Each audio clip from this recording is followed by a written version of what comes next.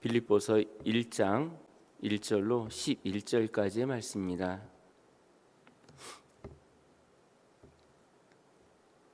제가 가진 성경으로는 신약성경 318쪽입니다.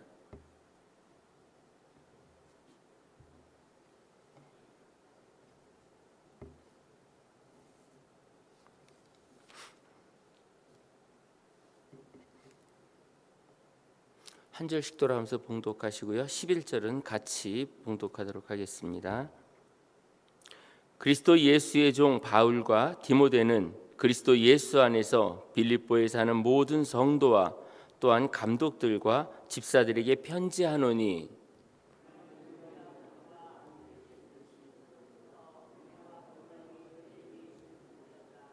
내가 너희를 생각할 때마다 나의 하나님께 감사하며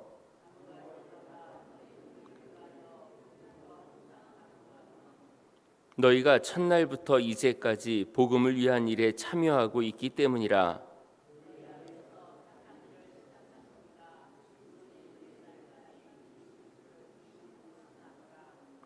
내가 너희 무리를 위하여 이와 같이 생각하는 것이 마땅하니 이는 너희가 내 마음에 있음이며 나의 매임과 복음을 변명함과 확정함에 너희가 다 나와 함께 은혜에 참여한 자가 됨이라.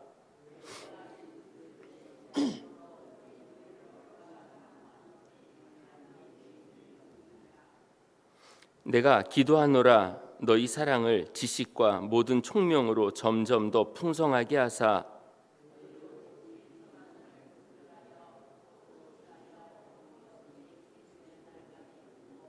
같이 합니다. 예수 그리스도로 말미암아 의의 열매가 가득하여 하나님의 영광과 찬송이 되기를 원하노라. 아멘. 오늘 말씀의 제목을 건강한 공동체라고 이렇게 말씀을 정해봤습니다. 오늘부터 이제 새롭게 빌립보서가 시작이 됩니다. 빌립보서는 이제 서두에 쓰는 자와 받는 자, 수신자와 이제 발신자에 대한 부분이 명확하게 지금 나와 있는 성경입니다. 그러니까 목적을 두고 썼는데 빌립보 교회를 향해서 편지를 썼다라는 것을 우리가 말씀을 통해서 알 수 있습니다. 사도 바울이 2차 전도 여행 때 아시아, 그러니까 성경에서는 아시아라고 하지만 지역적으로는 터키 지방을 이야기하는데요. 지금은 튀르키예라고 하는데 터키 지방 쪽을 더 복음을 전하려고 막 애를 썼는데 하나님께서 그 길을 막으시는 거예요. 그래서 잠시 무시아를 지나서 드로아에 와 있을 때 환상 중에 한 사람이 손짓하는 거예요. 우리를 와서 도우라고.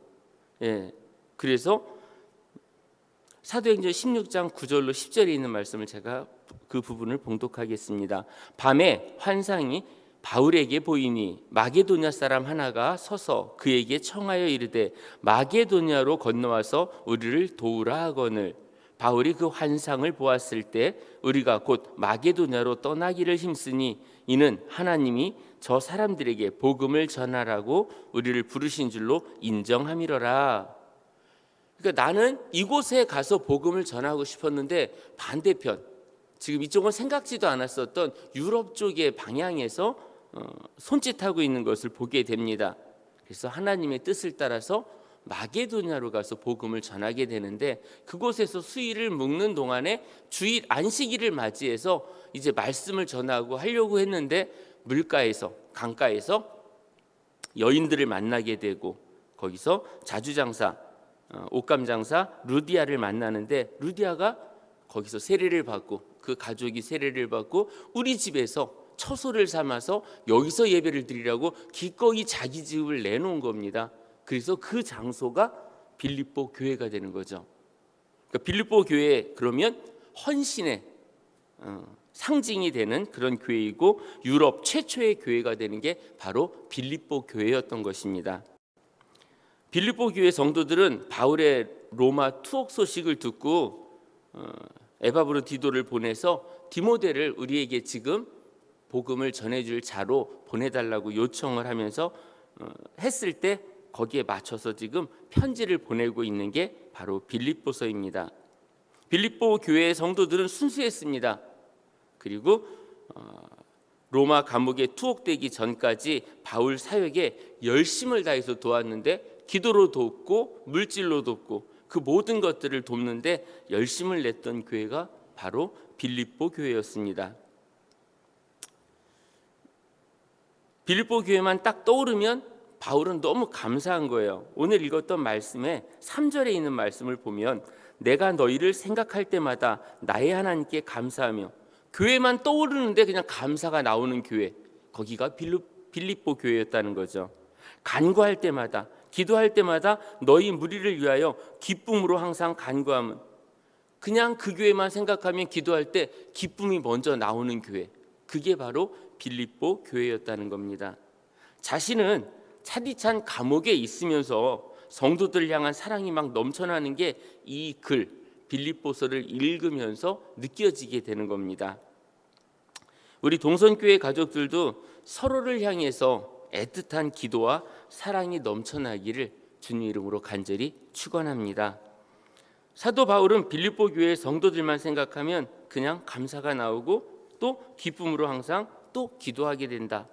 빌립보 지역에 복음이 전해지는 순간부터 지금까지 감옥에 투옥되는 한 10여 년 정도의 그 시간 동안 한 번도 그 마음이 변하지 않았었던 교회가 빌립보 교회였습니다.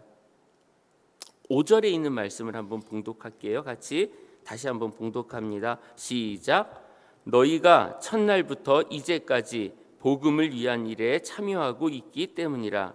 첫날부터 지금까지 복음을 위한 일에 끝까지 한 번도 멈추지 않고 그 일을 감당했던 교회, 그게 빌립보 교회였다고 지금 이 편지를 통해서 다시금 설명하고 있습니다. 쉬운 성경에서는 이렇게 표현합니다. 여러분은 제가 복음을 전할 때 늘 도움을 베풀어 주었습니다. 그것은 여러분이 복음을 들은 그날부터 오늘 이 순간까지도 그러합니다. 그러니까 시작할 때부터 지금까지 한 번도 변함없이 복음 전하는 일에 열심을 냈고 복음을 전하는 일에 최선을 다해서 도왔다라는 것을 인정하는 그 표현이 지금 여기 5절에 나타나고 있습니다.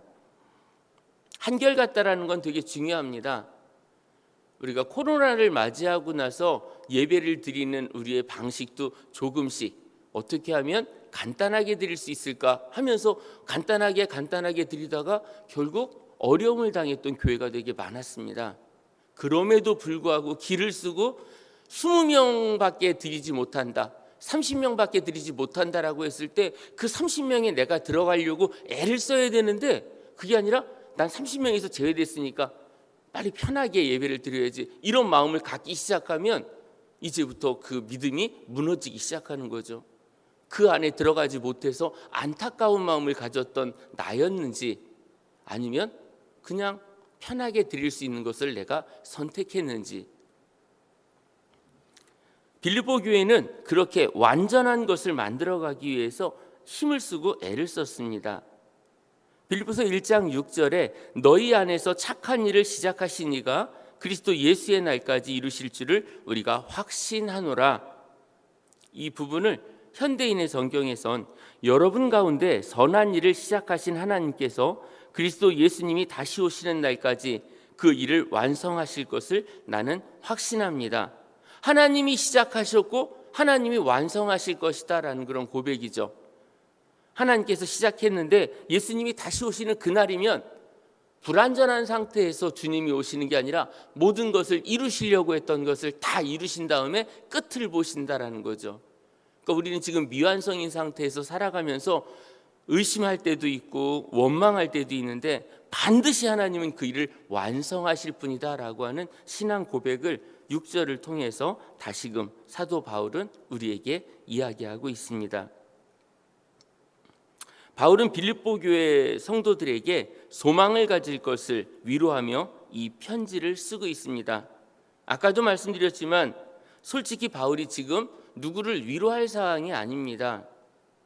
곧 죽을지도 모르고 어떤 판결이 날지도 모르는 그런 상황. 빌립보 교회에 영적인 리더가 없는 상황에서 교회의 혼란을 막고 교회가 바로 서기를 위해 디모데를 보내기로 하고 감옥에 있는 바울에게 도움을 주었던 에바브로디도까지 여기 있지 말고 가서 도우라고 이야기를 합니다. 바울은 감옥의 착고의 메인 사람이 아니라 바로 복음의 메인 사람이라는 거죠. 내가 불편하니까 나를 도울 사람을 찾는 게 아니라 나보다 성도들, 그게 이 바울의 마음이었습니다. 그러니까 지금 두 손이 묶이고 발이 묶이는 그런 묶여 있는 그 상태가 아니라 묶여 있는 걸 뛰어넘어서 복음에 매여 있어서 더 이상 복음을 전하지 않고는 견딜 수 없는, 그래서 이 편지를 통해서 빌립보 교회를 위로하는 바울의 모습을 우리는 보게 됩니다. 사도 바울은 빌립보 교회 성도들을 향해서 그리스도의 심장으로 너희를 얼마나 사랑하는지 그건 하나님이 증인이시라고까지 이야기합니다. 그리스도의 심장을 가지고 지금 이야기한대요. 심장 이식 수술을 받은 제 동기 목사님이 계신데, 다른 거를 이제 이식해 가지고 넣은 거죠. 기계를 삽입해서 예수의 심장을 가진 것 같다고 표현을 하시는 거예요. 죽을 뻔했었는데 어쨌든 그 인공 심장을 넣고 이렇게 살아가시는데, 그때 난 새롭게 태어났다고, 이제 예수의 심장을 가지고 살아가노라고 그렇게 이야기하는데, 지금 사도 바울도 그런 고백을 지금 하고 있습니다. 성도들을 향해서 그리스도의 심장으로 너희를 얼마나 사랑하는지 그건 하나님만 아신다, 하나님이 그걸 다 알고 계신다라고 그렇게 표현하고 있습니다. 하나님의 이름을 걸고 고백하는 사도 바울의 사랑, 여러분들 하나님의 이름을 걸고 우리 성도님들을 사랑한다고 할 만큼 그런 사랑의 깊이가 있는지, 사도 바울은 이 편지를 통해서 하나님께 감사함과 성도들을 향한 사모함, 그리고 간구함, 여기서 간구함은 빌립보 교회 성도들이 세상의 가치를 따르지 않고 오직 하나님 나라의 가치와 바른 판단, 그리고 성숙한 그리스도인의 삶을 살기를 구하는 그런 간구함입니다. 뭘 달라고 기도하는 게 아니라 우리 필요에 의해서 물건을 구하고 합격을 구하고 하는 그런 간구함이 아니라 세상의 가치에 내가 시선을 두지 않고 하나님 나라의 가치, 바른 판단, 성숙한 그리스도의 삶을 간구했던 사도 바울, 이 편지에 감사, 사모함, 간구함, 이게 녹아져 있는 게 바로 이 빌립보서 초기에 이제 글을 썼을 때 그 말씀이 그렇게 시작되는 것을 볼 수가 있습니다. 사도 바울은 감옥 안에서도 지칠 수가 없었습니다. 왜냐하면 빌립보 교회 성도들의 끊임없는 관심과 사랑과 헌신이 바울을 더욱 강하게 만들었기 때문입니다. 우리 성도님들 서로를 위해 기도함으로 인해서 지쳐있던 우리의 삶이 다시금 힘을 얻고 일어서는 그런 아름다운 신앙이 되기를 주님의 이름으로 축원합니다. 교회 공동체는 시련의 시기에 더욱 단단해져야 합니다. 우왕좌왕 흩어지는 것이 아니라 그것이 주님이 원하시는 교회의 모습이기 때문입니다. 동선교회도 빌립보 교회를 닮아서 건강한 공동체로 마지막 시대에 귀한 사명을 잘 감당하는 귀한 교회가 되기를 다시 한번 주님 이름으로 간절히 축원합니다. 같이 기도하겠습니다.